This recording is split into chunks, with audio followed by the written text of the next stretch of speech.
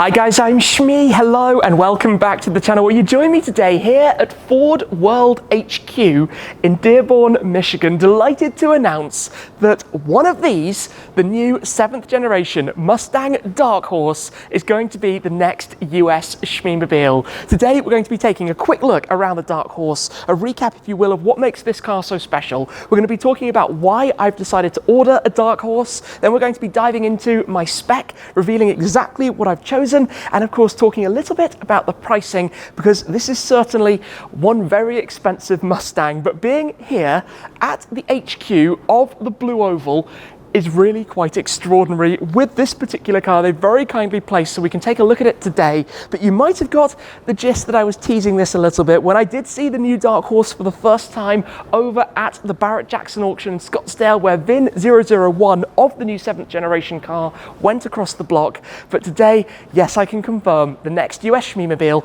is a Mustang Dark Horse. Yes, as you may have noticed, I am indeed dressed from head to toe currently in blue because of course we're here at the home of Ford in Detroit. Now I've actually been to the World HQ once before, about 3.5 years ago, with my Ford GT when it was over here for the tour, and I took some photos of it parked right outside. But before we get too much into the Dark Horse, I'd like to very quickly show you where we are at the moment. Just check this out in the lobby at World HQ, and right here is the oldest surviving Ford car in the world, a 1903 Model A, something very different to the likes of the Dark Horse, 120 years old. Of course, today is about this. The 7th gen Mustang arrived, we took a first look at it, I teased it an awful lot, but now I can confirm that it is going to be happening. A little bit more information about when it's going to be happening later, but let's start with a run around to go through what exactly the Dark Horse is before we get into the spec and the pricing. If you're not already familiar with the new Dark Horse, let's have a very quick walk around, literally 1 or 2 minutes to recap what this car is all about. It is the first new performance brand name for a Mustang model in over 2 decades since the introduction of the Bullet back in 2001. It of course follows a huge history for the Mustang, 6 previous generations dating back all the way through to the 1960s. Think of this car in some ways as the follow-up to the 6th gen's Mach 1, almost treading on the heels of the Shelby GT350. It arrives as a 2024 model year car that still maintains a 5-litre naturally aspirated V8, and petrol heads rejoice because you can mate that to an optional manual gearbox. This particular car has the auto, and we'll talk more about my specs in just a moment. The engine puts out 500 horsepower, 20 more than you find in the standard Mustang GT with 480, and the Dark Horse is visually distinct through a whole variety of different things. For example, here at the front, a specific grille layout with this piece that comes around the headlights. This car is also fitted with the optional handling pack, so we have the wider stance, the Trofeo RS tyres, the extended splitter, a bigger wing on the back of it, plus we have the painted accent livery over the top as well, with these 2 colours painted over the launch colour of Blue Ember. We have a new badge worn on the side of the car as well, the Dark Horse itself, and a completely new interior that we need to run through and talk a little bit more about as well. But it's been reworked, visually still distinctly Mustang as you would expect, but a whole set of new cues. For example, the shaping and cutaway that you have towards the tail lights, some very chunky exhaust tailpipes down there as well, which we're going to be able to hear very shortly. But let's dive into why I'm going for one of these. Why a Dark Horse, especially after all of the adventures over the last 2 years with my Shelby GT500. I know perhaps some of you might be thinking that's a little bit repetitive, but there are so many reasons to order this car, why it will be the ultimate for effectively my 1-car garage out here in the United States, the car that I will keep permanently in the USA for everything in the upcoming future. Now I want to rewind this a little bit to go through some of the reasons, but starting with my Ford ownership, my car ownership and the Fords that I've had, which began a few years back with the original nitrous blue Focus RS, and what a car that was. After the blue one, I went on to a red edition, limited to 300 cars in the UK. That became quite the project. What a build it was with so many partners, before ultimately also adding the Heritage Edition, which I still have to this day. One of only 50 cars, all in teeth orange, celebrating the 50th anniversary of the original Escort Mark I, the spiritual ancestor of the Focus in the first place. Now that's the ultimate hot hatch, if you will. Also, the supercar, the Ford GT, the car I was lucky enough to receive an allocation for, added to the garage, and took delivery of around 4.5 years ago. It's been all over the United States, all over Europe. It is an absolute permanent Shmeemobile, an icon in the garage. So we've got the hot hatch and the supercar, and then 2 years ago, I bought my Shelby GT500 carbon fiber track pack, the ultimate muscle car, hot hatch, supercar, muscle car, all from Ford, all with the same badge. And that's what I love about all of those cars, the community as well behind each one, the history behind each one doesn't really need any further explanation. So I've always been drawn to Fords. When this came along, it obviously was going to be of interest. Taking the Mustang format, the car that's of course aspirational but for the masses, and making a version out of the box that can combine a V8, a manual gearbox, and everything else that this actually offers was going to be something for me in the first place. So what do I want from a car out here? Well, it needs to be dependable and usable. It needs to be a car that has back seats, for example, luggage space, a good dealer network for support when we go on road trips and things. It needs to be cool. It needs to stand out. And I think the Dark Horse really looks mega. The fact that this is effectively a launch model of the new generation Mustang and it looks like this, it's awesome. It's absolutely awesome. So combine a bit of that history with all of the different Ford models, what this is all about, and it was just the easy choice for me. It might be, if you look at it this way, quite expensive as a Mustang, but it's still a whole lot of car for the money, and we'll get to that in a moment. It is a whole lot of car for under $70,000. To think about what you get. A manual gearbox with a V8 in this day and age, rear driven. What more could you ask for? Before we get into my spec, let me show you inside here and get this started so we can take a quick listen. This is the new 7th gen Mustang interior. We have a digital dashboard, the large display screen behind the steering wheel, and also for the infotainment in the center. We've actually got a performance drift stick right here as well. Plus, these are the Recaro seats, the optional seat in the indigo with the blue stitch, the ActiveX in the center as well. But let me step inside here so I can show you a little bit more. In fact, let's turn on the ignition so you can see some of the displays. We'll be able to go through plenty more of this down the line, but of course we are here in Dearborn in Michigan.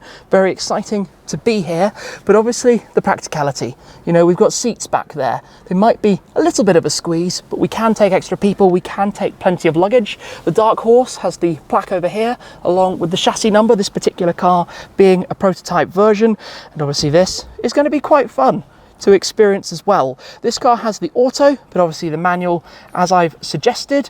But let me put my foot on the brake, press the start button and take a listen.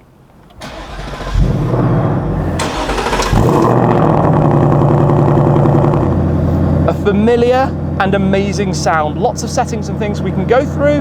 We can't rev it or do anything crazy with it right now, but that's all going to be coming in the near future, and I can't wait to have a drive and experience a little bit more of this. Right, let me hop out and tell you what I'm going for. I'm cheating with my phone here to go through the spec because lots of different options we need to talk about to run you through very quickly. So let's start with the Dark Horse itself. Of course, you have to choose the Dark Horse, effectively one of the options. You can have the regular EcoBoost, you can have the GT, and you can have the Dark Horse. There will probably be future derivatives. Then you have the destination and delivery charges, that's a given. For the color, I've actually chosen not to go for this wonderful blue ember. As much as I love this color choice, I don't tend to like going for launch colors. You'll notice that across the cars in my garage. I always like to choose something a little bit different. So for the Dark Horse, I've actually gone for Oxford White. It's been a while since I ordered a new white car, but I think it will look amazing with all of the contrast. Things like the spoiler, the diffuser, the way that you have the inlays around the front, the different graphics as well, which we'll get to in a second, because of course you can also choose to have the vinyl stripes as standard, to have vinyl in the layout that you see here for the paint, or you can go for paint, but that's a big upgrade.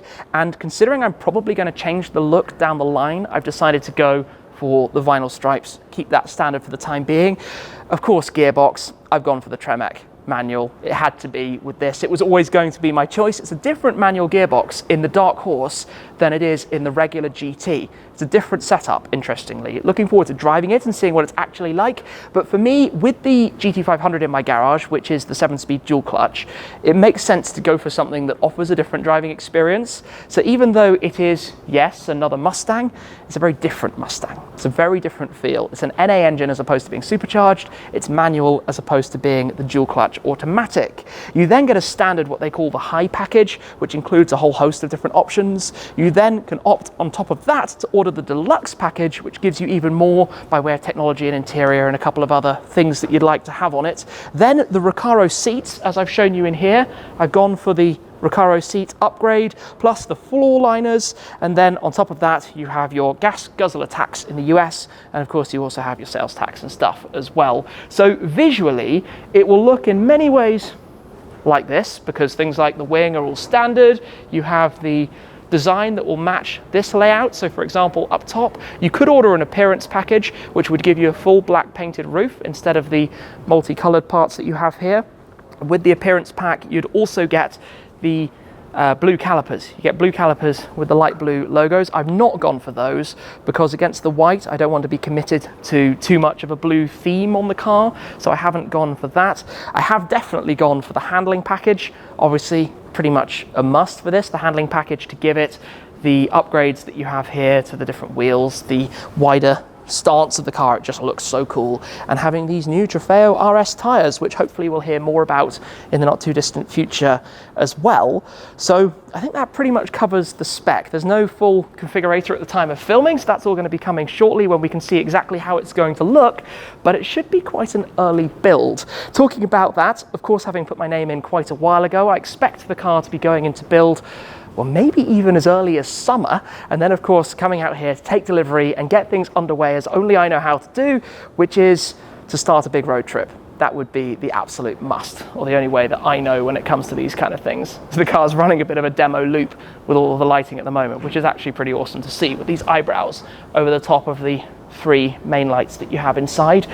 It looks really cool. It looks really good. That's of course a big part of why I've gone for it. Seated back in the car, let's talk about the pricing, because I know this has been a big discussion point. Everybody expected roughly what the car was going to cost, and it's pretty much bang on the money. The Dark Horse itself starts from $57,970 US with a destination charge of $1,595. So you're looking at $59,565 base price delivered for a Mustang Dark Horse. A $60,000 Mustang is a whole lot of money, but I had to think about this because that's still less than I paid for my Toyota Supra A90, which is a 340 horsepower 6-cylinder. This is a V8 with all of this tech going on, fairly limited, although not strictly limited to a number.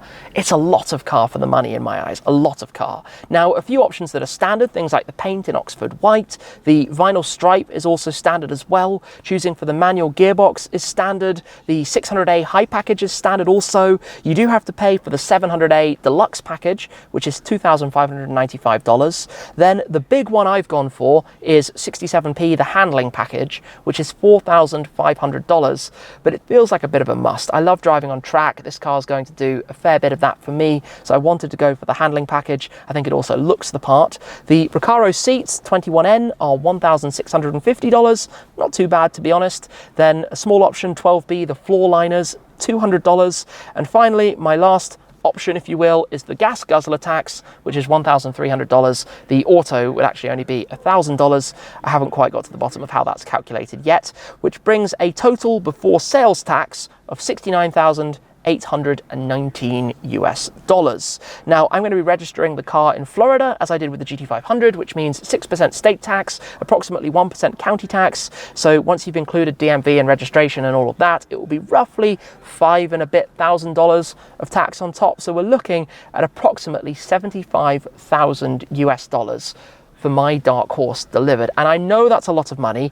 It's a lot less than the $100 and something thousand of the GT500, but I still think even at $75,000, which is roughly £60,000 or so, this is a lot of car for the money. It's a whole lot of car. To have things like a manual and a V8, to have the drift stick out of it as well, that sound is going to be so much fun. And that's only where we begin. I'm sure I'm going to be doing some upgrades and options and extra things after delivery. 100% sure of that, which will be hopefully a little bit later this year. So lots of fun to be had for sure down the line. It is punchy for a Mustang, but I still believe it's very good value as well. What you get is a lot of car for your $75,000. There are going to be many miles ahead with the Dark Horse. I also think even the name and launching a new performance brand with it just adds that extra like icing on the cake, really. It feels like a car that I can't go wrong with. It feels like a car that's going to be so much fun, whatever happens. It was a bit of a no-brainer. Like I said, you guys know how much I enjoy Ford cars, with the different cars I own, the different cars I filmed and driven, how much I've enjoyed owning my Mustang, the Mustang community, but also the different things that I've personally done with my car along the way, the different places. And this just feels like, in a world where these kind of things are a dying breed, having as much fun as possible with it while we still can is something you have to make the most of and enjoy. So certainly for me, it was a fairly easy choice. There might be another car down the line as well over here in the USA. There might well be other cars from the UK coming out temporarily, but this is to be a permanent car, something that will live here. It will be based here. Every time I come over for different things, it's the car that I'm going to go to, the car that's going to be here for those various bits and pieces, whatever it might be that happens down the line. So Mustang Dark Horse. Stay tuned for a future Shmeemobile. I'll let you know a little bit more as and when I can, and hopefully get an opportunity to get behind the wheel beforehand to see what it's like. Although with travel plans ahead, that might be a little bit difficult. It might be that the first time I drive one is when I'm taking delivery of mine. I'm going to be taking delivery of it here in Detroit, in fact, so I'll be starting from Ford's hometown. Very much looking forward to returning and all of the plans around that. That's it for now though. A huge thanks to the team here at Ford World HQ who made it possible to bring this car in today to take a look at. That is really and truly appreciated. And of course, a huge thanks to you guys for being part of this journey. I'm looking forward to sharing a lot more with the new Mustang Dark Horse in the very near future. That's it for now though. Thanks for watching as always, and I'll see you again very soon. Cheers.